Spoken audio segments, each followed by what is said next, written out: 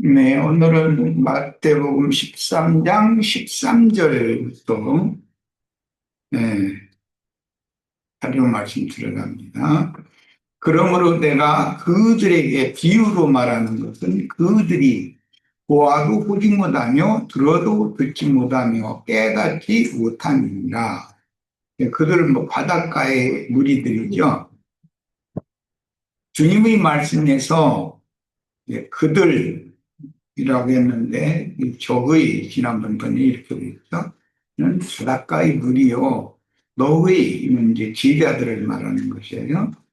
본문에서 그들에게라는 말씀은 영이 교만하거나 영의 일에 대해서는 무관심하고 현실적인 현세에 관한 일만 생각한다. 는 짐승의 마음을 가진 바닷가의 물이옵니다. 이 말씀을 통해서 아브라함에게 하나님께서 주시기로 약속하신 세 부류의 그 족속에 관한 말씀이 성경에 나오는데, 첫째는 하늘의 별과 같은 자식을 주겠다고 약속을 하셨어요. 그것은 이제 영적 장자권자들을 염두에 두신 말씀이었어요.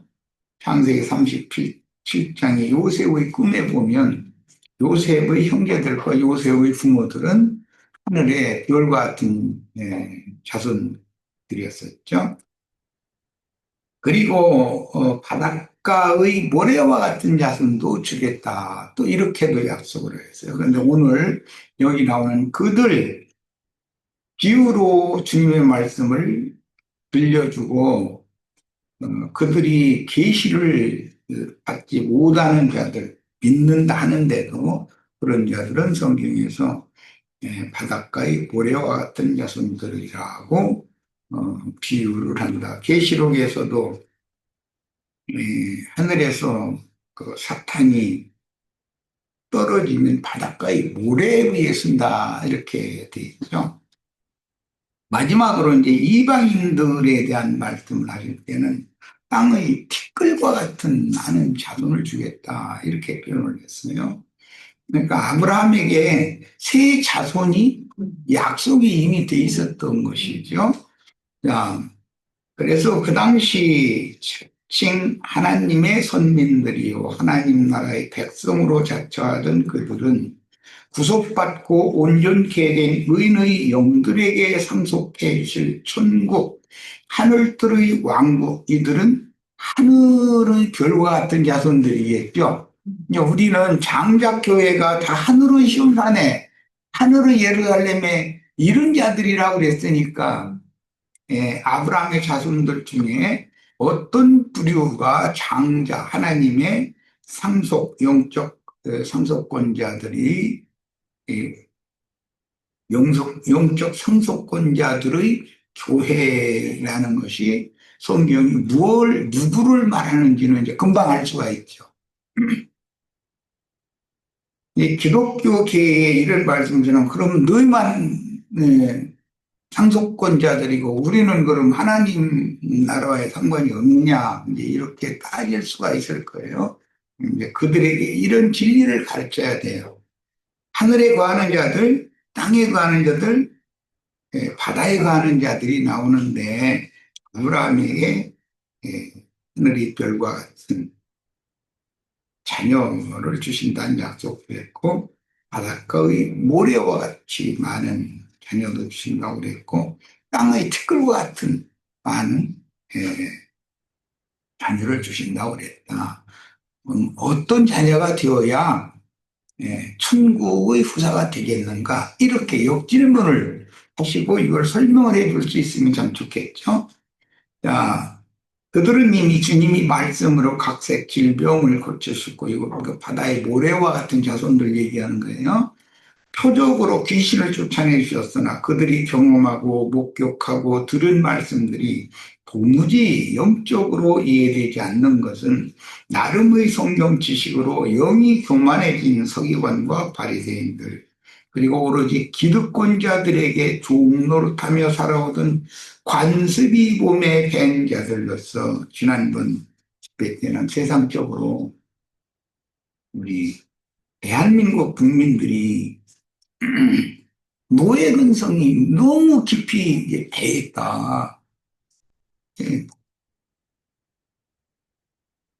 자율적으로 우리가 해방을 받았으면 자유자로 살아야 맞는 것이지 왜 종으로 사는 걸 그렇게 좋아하냐 이런 얘기를 하면은 저 빨갱이 아니야 이렇게 나간다는 거죠. 그 얘기를 내가 강조해서 말씀을 드렸어요. 이게 그들은 짐승의 이름이나 짐승의 표시가 세뇌다 인침을 받은 자들이기 때문에 그렇다는 거예요. 그러니까 이제 영적으로도 세상적으로 그런 것이 영적으로도 기독교라고 하는 종교 조직 체제를 떠나면 큰일 나는 줄 안단 말이야. 그런데 예수님이 이 세상에 오신 것은 자기 땅, 자기 백성들이 유대교라고 하는 종교 체제에 굳어져 있기 때문에 그들에게 영과 새 영과 새 마음을 주어서 새것이 되게 새로운 피조물로 재창조하러 오신 건데 예수님의 이 새롭게 하는 말씀을 들으면 이 저 사람 말이 완전히 급잡하고 저 사람 말 들으면 이게 큰일 날 사람이라고 생각하는 거예요. 유대교 우리의 고유 전통 유대교를 음? 정통 보수 이걸 반대하네 이렇게 받아들이는 거예요. 그래서 그 때문에 주요 세상에도 항상 정통 보수를 주장하는 기득권 세력이 있고 이것을 무너뜨려서 모든 걸 새롭게 해야 됩니다라고 외치는 진보 세력이 있어요. 좌파 세력이 있죠. 그러면 이게 싸우는 거예요. 그런데 정치적으로는 우리나라가 뭐 지난 12월 3일 날 불행한 그런 역사의 한 페이지를 다시 쓰게 됐었던 것이 왜냐하면 국민들이 예를 들어서 정치적인 권력을 세울 때 좌파 우파가 비스무리하게 이걸 세워놔야 팽팽해가지고 어느 한편에서 함부로를 묻어는 거거든. 그런데 어느 한쪽으로 너무 치우치게 권력을 갖다 몰아놔 줘 버리니까 그런데다 정치적인 권세를 가진 짐승이 이게 자기 맘대로 튀게 안 되고 그러니까 그 난리가 난 거 아니겠어요. 이렇게 하면 이것은 국민들의 책임이라는 거예요. 그렇게 하면 안 된다. 나라가 발전을 하려면 이게 다른 사상을 가진 사람들도 균등하게 어느 정도 팽팽하게 되면 서로 다투지만 다투는 것 같아도 그중에서 최종적으로는 좋은 안을 내는 쪽에 협조를 안 할 수가 없는 것이거든. 이렇게 해야 발전이 되는 건데 이런 것을 예, 나는 뭐 세상 나라에 대해서 뭐 그런 정치적인 어떤 성향에 대해서 말하는 것은 기독교계 사람들이 너무 일방적으로 수가 많고 이기는 자들은 일방적으로 수가 적다 보니까 이게, 이게 영적인 진보와 발전에 방해가 된다. 그들은 자기네들이 수가 많은 걸 자랑해가면서 자기네들의 기득권을 지키려고 그러지. 또 소수가 하는 말을 들어보고 그래 어차피 신앙의 기준은 성경인데 성경 말씀을 그런 관점으로 보고 그렇게 해석할 수도 있겠다. 이렇게 받아주는 사람이 기독교계에도 수가 많이 있어야만 주님의 나라가 빨리 이루어질 수가 있고 발전이 될 수가 있다는 거예요. 믿음 생활에도. 그런데 그게 안 되는 거예요. 한쪽에 너무 치우치면 저 소수인 저 몇몇 안 되는 것들을 싹 쓸어버리면 끝이다. 이런다 이거예요. 지난번에 우리 이제 뭐 지금은 뭐 자기 집에서 사는 것 같은데 내가 보기에는 자기 집에서 편안하게 그렇게 오래 살까 싶지는 않고 이제는 새 세상이 왔기 때문에 그 사람 가만 놔두질 않거든. 저 사람 가만 놔두면 안 된다고는 바가 들고 일어나면 권력을 국민에게 위임받은 사람도 그 극성스러운 사람들의 말을 막 무시할 수는 없는 것이거든. 그러면 내가 보기에는 다시 잡혀갈 날이 오지 않았다고 나는 보는데, 그건 모르지, 이제. 뭐, 어떻게 잘 기술적으로 잘, 근심분만해가면서 서로 이렇게 작은 상대하고 같은 백성끼리 이해하고 질시하고 그렇게 않고도 하는 방법을 찾아내면 참, 그게 이제, 그건 이제 세상적인 정치력이고, 그건 굉장히 훌륭한 사람인데, 그렇게 되기를 바라지만, 그것은 내가 생각할 때는 워낙에 이렇게 찍어 누르고 막 이렇게 못쓸 짓을 너무 많이 해놨기 때문에 그렇게 당한 사람들이 가만히 있으려고를 않거든. 예, 세상 나라의 이치가 이런 것은 기독교계와 장자들이 하늘에 거하는 자들이 왜 박해를 받고 순교자가 많이 생겨나서 그 피의 양이 채워지고 해야 되는 일이 왜 생기는가를 원리를 지금 말씀을 드리는 거예요. 예. 그리고 우리는 어떤 신앙을 견고하게 끝까지 지켜야 할 것인가. 이런 것을, 이런 말씀을 통해서 이게 천국의 비밀이기 때문에 세상 나라의 비밀이 곧 천국의 비밀에 대한 확상이 되는 거 아니야. 그래서 이제 이해를 시키기 위해서 이런 말씀을 드리는 거예요. 나는 더 이상은 이렇게 막 서로를 미워하고 이렇게 하지 말고 서로 발전적이고자 좋은 대화를 통해서 좋은 대안들을 잡고터 어떤 문제가 생기면 그걸 잘 해결해 나가고 잘 추스르고 할 수 있는 대안 좋은 안들을 많이 이렇게 양편에서 내가지고 잘 해나가기를 원하지만 근데 너무 이 골이 깊어. 내가 가만 보기에는 어떤 투표를 할 때도 보면 전라도대로 그냥 완전히 몰표. 대구 경북은 또 완전히 몰표. 이거는 이게 나의 발전에는 좋은 일이 아니라고 나는 보는 거예요. 이래서야 되겠는가. 어느 정도 서로가 균형을 잡고 그렇게 해야 이웃끼리도 잘, 좀 어울려야 되고, 이렇게 하나가 되고 그래야 되는데, 이런 문제를 해결을 잘 해나갈 수 있는 훌륭한 지도자가 좀, 나와서 국민들을 잘 설득하고 이렇게 했으면 좋겠는데, 그건 내 맘뿐이지. 세상 사람들은 내 고집은 누가 말려 막 이러고, 자기 너무 외골수록 하지 말라고 그러면 성질내고 이러니까 그게 잘 안 돼요.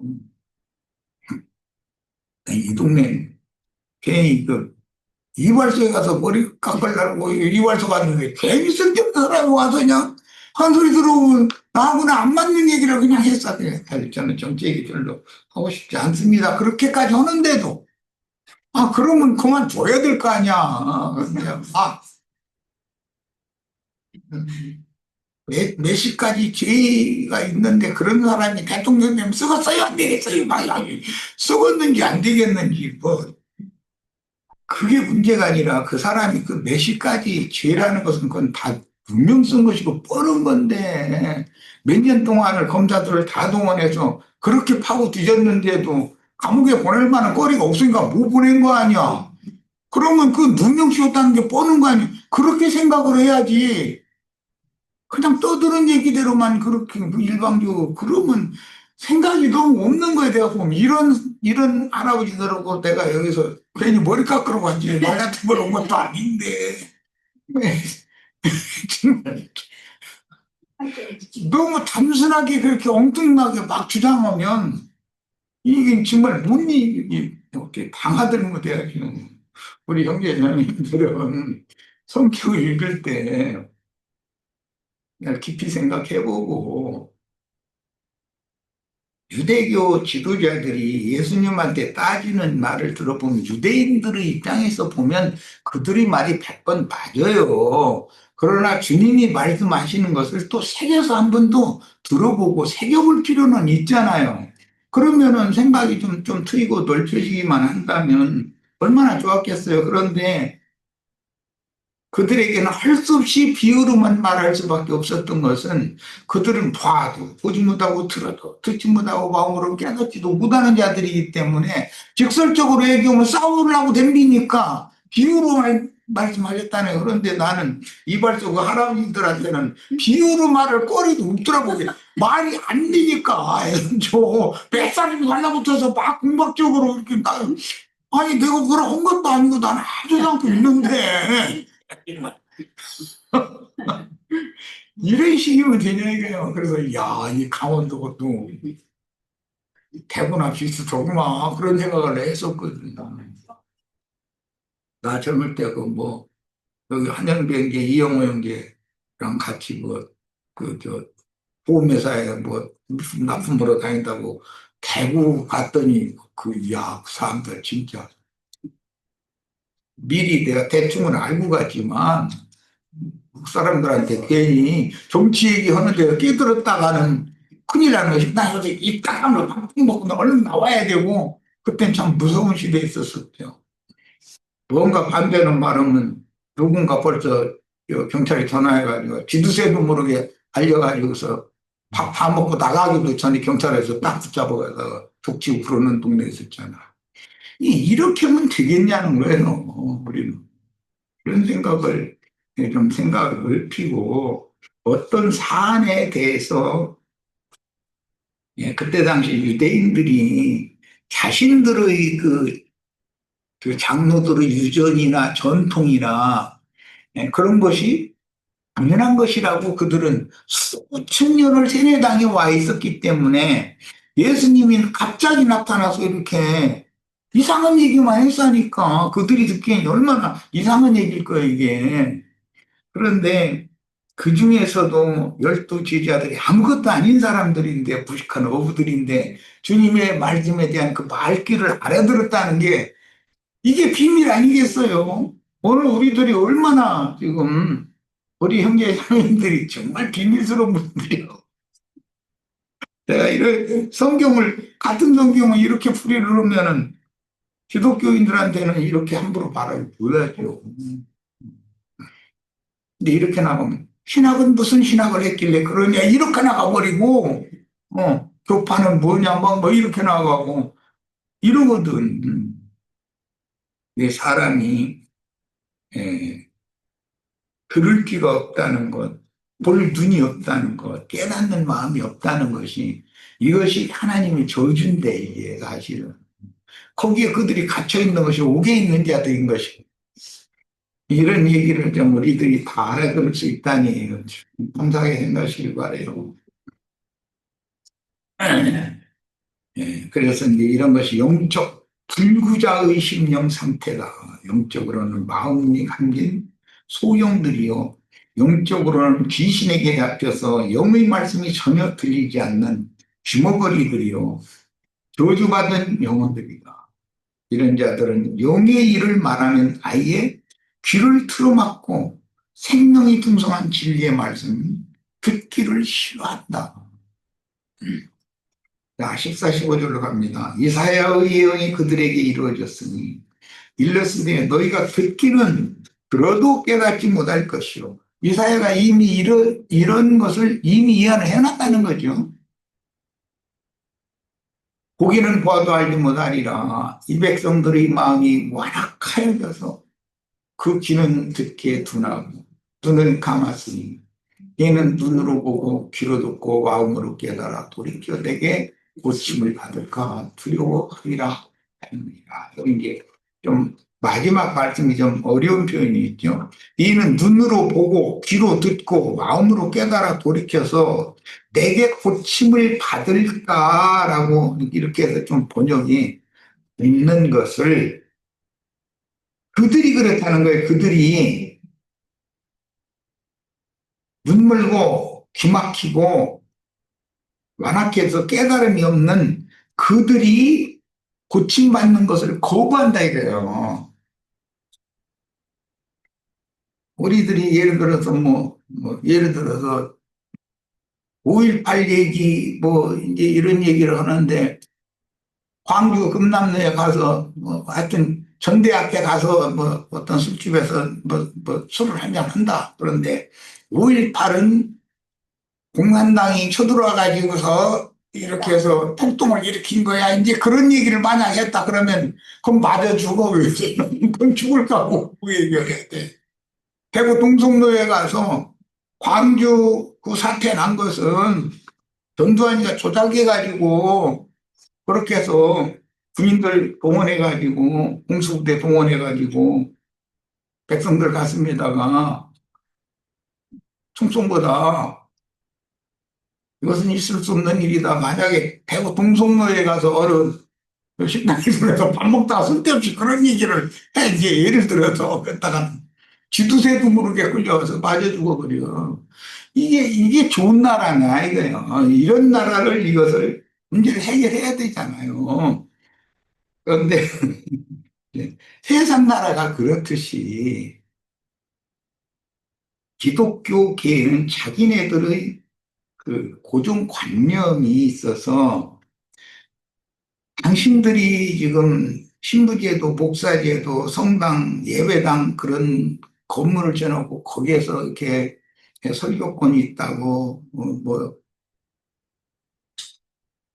그런 걸 주장하는 사람들이 일방적으로 가르치는 그것은 성경을 보는 눈이 밖에 기록한 말씀만 보는 것이지 또 기록된 안에도 기록된 성경은 안 밖으로 기록된 것인데 두 말씀을 다 합당하게 성경의 흐름에 맞춰서 성령의 감동에 따라서 이것을 영과 생명의 말씀으로 잘 소화하고 이해하는 것이 필요하다. 이렇게 말하면 사람들은 성경을 문자대로만 해야 된다고 빡빡 우기는 사람 노골적으로 그런 사람도 있고 자기네들이 하는 것이 영적 해석이 맞다라고 주장하는 사람들이 대부분이다 이래요. 그들의 영적 해석이 과연 맞느냐라는 걸 생각을 해봐야 되거든.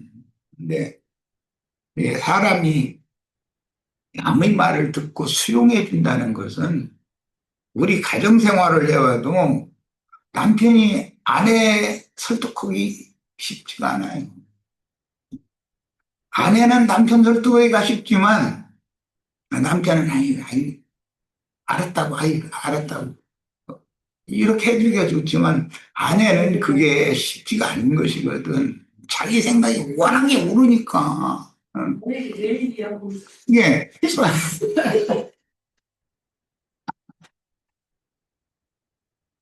뭔 얘기를 하면 이치적으로 생각하고 판단을 여러 면으로 판단을 하고 합당한가를 생각을 해야 되는데 내 생각이 옳다 하면 남의 말을 받아들일 마음 자체가 없는 거예요.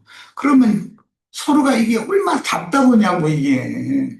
이렇게 막혀서 살아서야 쓰겠는가. 상대방이 뭔 얘기를 하면 그거에 대해서 한번 생각을 해봐야 되겠다. 예, 모든 것이 합리적이고 이치적이고 모든 것이 합당한가. 그러면 그렇게 해야지. 그런데 이게 쉽지가 않다는 거예요. 예. 특히 이 영의 일, 믿음에 관한 어떤 사고를 바꾼다는 것은 더 어렵다. 세상사도 이 상대방의 것을 받아들여주고 화합하기가 어려운데 믿음이 당신이 믿음을 바꿔야 된다라고 누가 예수님처럼 말했다 나 맞아주고 자기 믿음이 너무 좋다고 생각하거든. 그리고 그 사람은 믿음이 좋다는 기준이 뭔가요? 이렇게 말하면.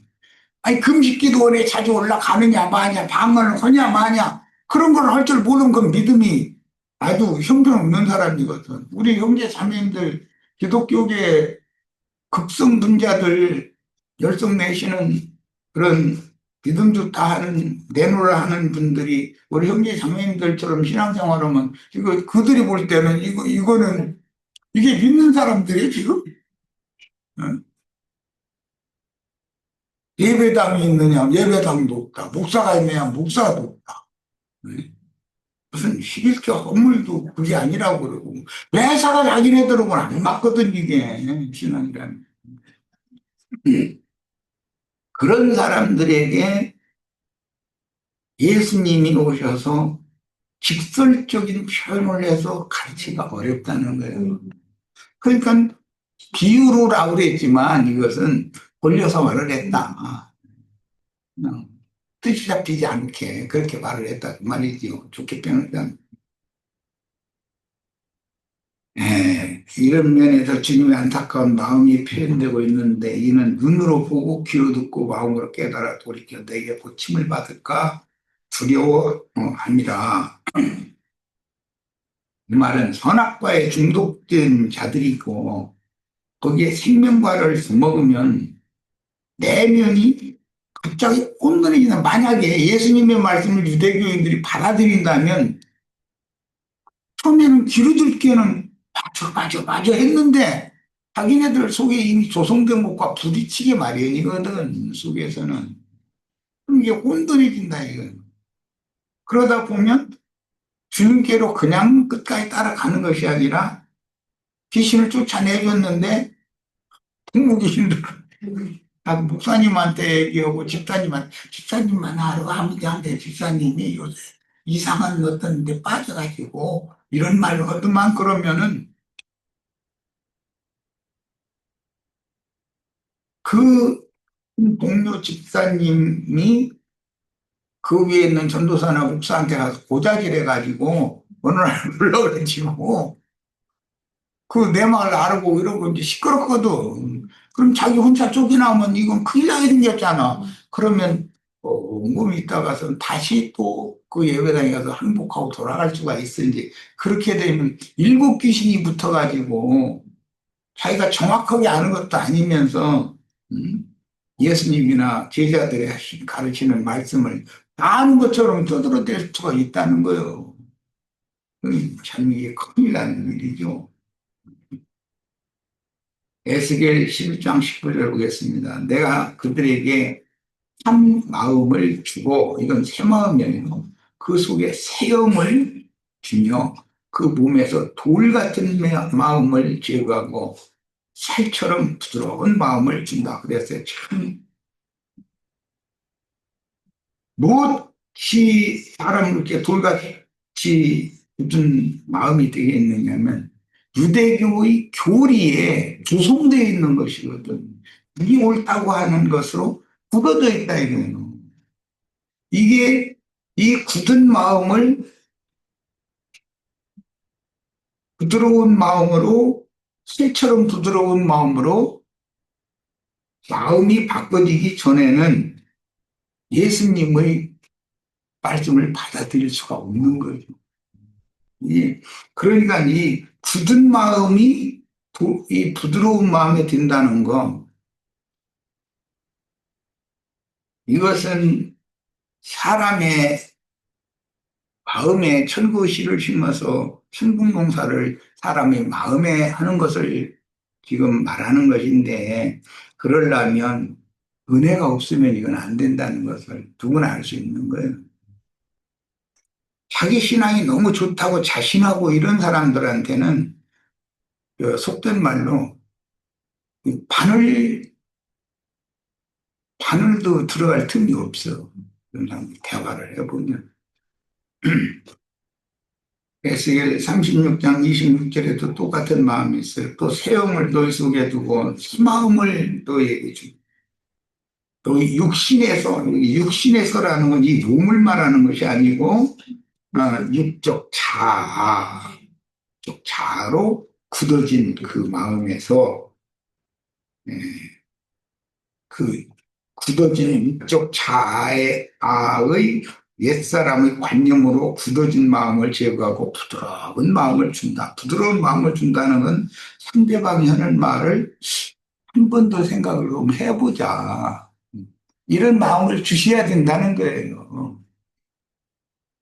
새 사람이 되려면 이걸 경험을 여러 번을 해야 되거든. 한 번 이렇게 했다 되는 것도 아니고, 쟁기지르는데 뭐, 처음부터 그냥 와서 쟁기대고서 막 하는 것도 아니고, 호미로 해다가 사고로 하다가 나중에 쟁기로 오고, 이게 좀 순서대로 부드럽게 해주기를 바라기 사람이 대뜸 갖다가 쟁기로 막 몰아버리면은 경영기 갖다 몰아버리면은 사람들이 좋아하나, 사람, 나 죽는다고 난리지. 사실은 그게 그 마음 다시 뒤집어져야 되는데, 음, 경영기 딱 갖다 대서 그러면 푹 다 뒤집어져 버리잖아. 그런데 그게 사람이 뒤집어진다는 게 쉬운 게 아니라는 거예요.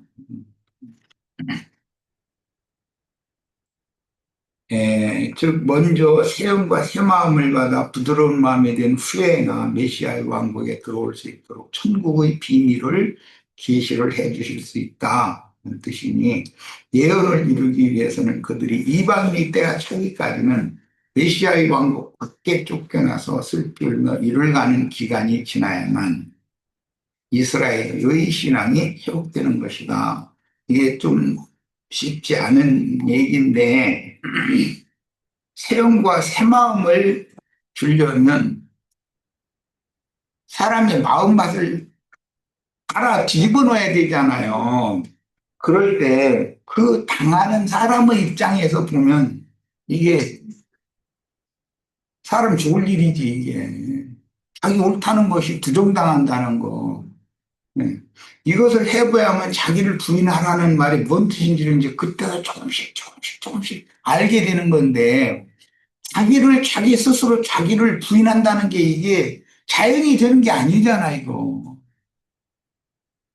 이스라엘이 지난 2000년 동안 하나님 앞에서 어마어마한 바깥 어둠에 쫓겨나가지고 어마어마한 손찌검을 계속 받은 거예요. 그래가지고 이제 하나님이 예언한 때가 차니까 그들이 마음이 늘어지게 돼가지고 지금은 예, 많은 사람들이 이제는 유대교의 그 체계, 그 관념, 그들의 랍비들의 가르침 이거에서 떠나서 소위 말하는 기독교를 받아들이는 사람들이 꽤 있다고 그러더라는 소리를 내가 들었거든요.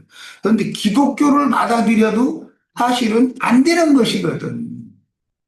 그런데 진리의 말씀을 증거하면 이런 말씀을 받아들이게 되는 것이 하나님의 경륜과 관계가 있다.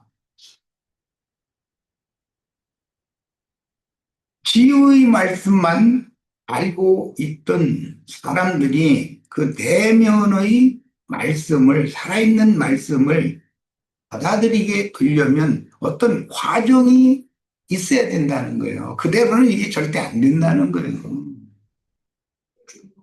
네. 그래서 교회가 세속화되어져서 큰 음력교계의 큰성 바벨론이라고 하는 세속교계가